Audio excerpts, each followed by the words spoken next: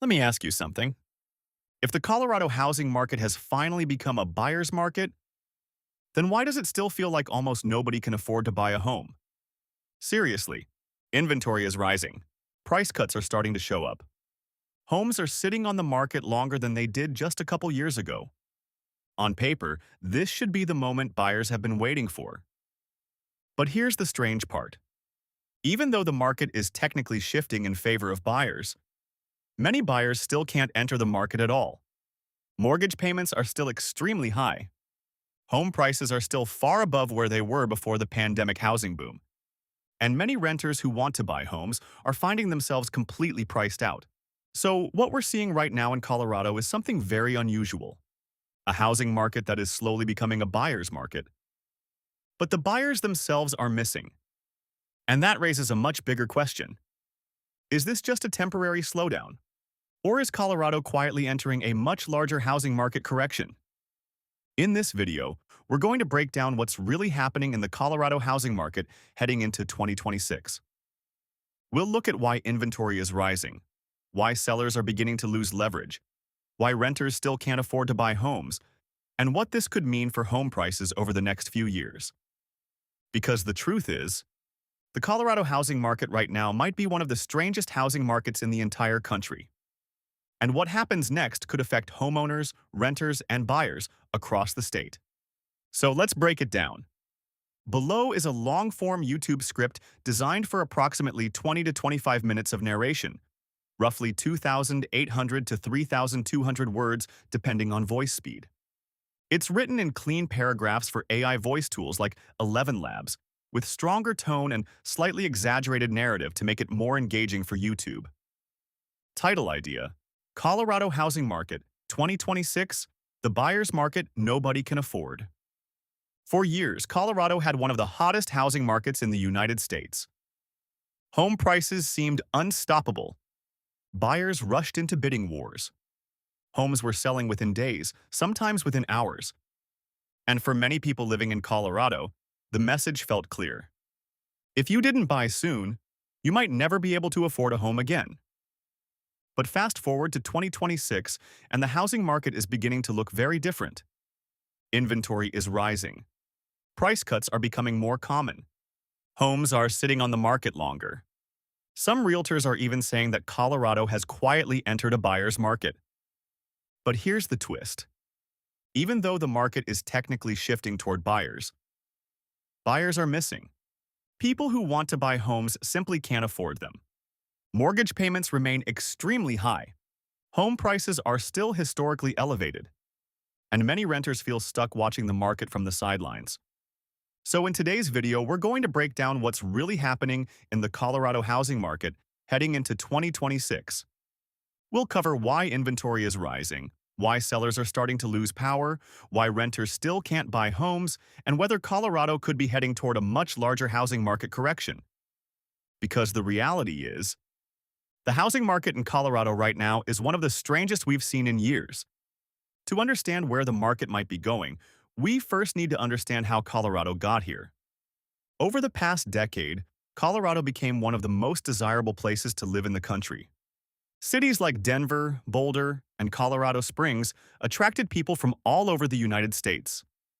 The reasons were obvious: strong job growth, a booming tech sector, outdoor lifestyle, and a reputation for a high quality of life. As more people moved into the state, housing demand skyrocketed. But the supply of homes simply couldn't keep up. New construction lagged behind population growth for years. Zoning restrictions limited development in many areas. And as a result, inventory stayed incredibly tight. Then the pandemic housing boom pushed the market into overdrive. Between 2020 and 2022, historically low mortgage rates created an explosion of demand. Buyers flooded into the market. Homes were receiving dozens of offers.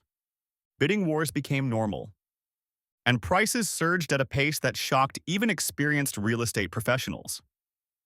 In many Colorado markets, home prices jumped by tens or even hundreds of thousands of dollars in just a few years. For homeowners, this felt like an incredible windfall. But for renters and first-time buyers, the situation became increasingly difficult. and the problem only worsened when mortgage rates began rising.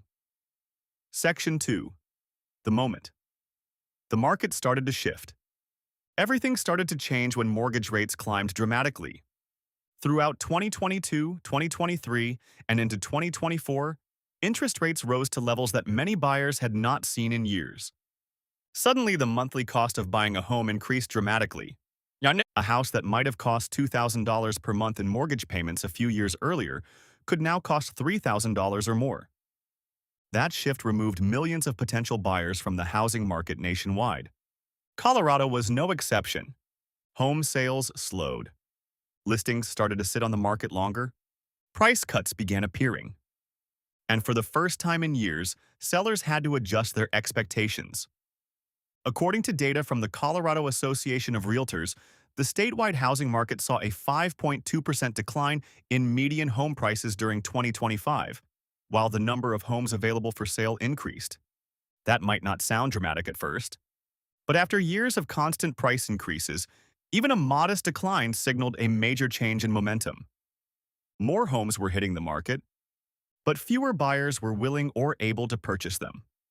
One of the clearest signs that a housing market is shifting is inventory. And across many parts of Colorado, inventory has been rising.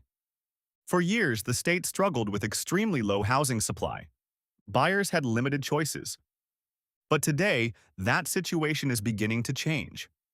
More sellers are listing homes. Some homeowners who delayed selling during the pandemic are finally putting their homes on the market. And developers who started projects during the boom years are now completing new housing units. As a result, the number of homes available for sale is increasing. When inventory rises, buyers gain more power. They can negotiate. They can ask for repairs. They can take their time deciding. And sellers suddenly face competition from other listings. That dynamic alone can dramatically change the psychology of the market. But inventory alone doesn't determine whether homes actually sell, because the biggest obstacle remains affordability. Even though prices have cooled slightly in some areas, housing in Colorado is still extremely expensive. Many households simply cannot afford to buy homes at current prices. Mortgage rates remain elevated compared with the ultra-low rates seen earlier in the decade. At the same time, home prices never fully returned to pre-pandemic levels. That combination has created a perfect storm for affordability. Monthly mortgage payments are significantly higher than they were just a few years ago. For example, the median home price in Denver still sits around the mid-hundreds of thousands. For many buyers, that translates into mortgage payments that stretch budgets to the breaking point. And when buyers run the numbers, many realize that buying simply doesn't make financial sense. Instead of stretching their finances to purchase a home, many people are choosing to keep renting. This is where things get truly unusual. Real estate professionals across Colorado are describing the market as shifting toward a buyer's market. But the buyers themselves are missing. Many renters would like to buy homes, but they simply can't. Between rising mortgage rates, higher insurance costs, and property taxes, the monthly cost of ownership has climbed dramatically. Condo buyers face another challenge. Homeowners association fees in some Colorado communities have surged. Those fees can add hundreds of dollars per month to the cost of owning a home. And for many potential buyers, that pushes ownership completely out of reach. So even though homes may be sitting longer on the market, even though sellers are cutting prices, even though inventory is increasing, the affordability gap remains massive. Sellers who became accustomed to the red-hot pandemic housing market are now facing a very different reality. During the peak of the housing boom, sellers had enormous leverage. They could list homes above market value. They could demand quick closings. And they often received multiple offers within days.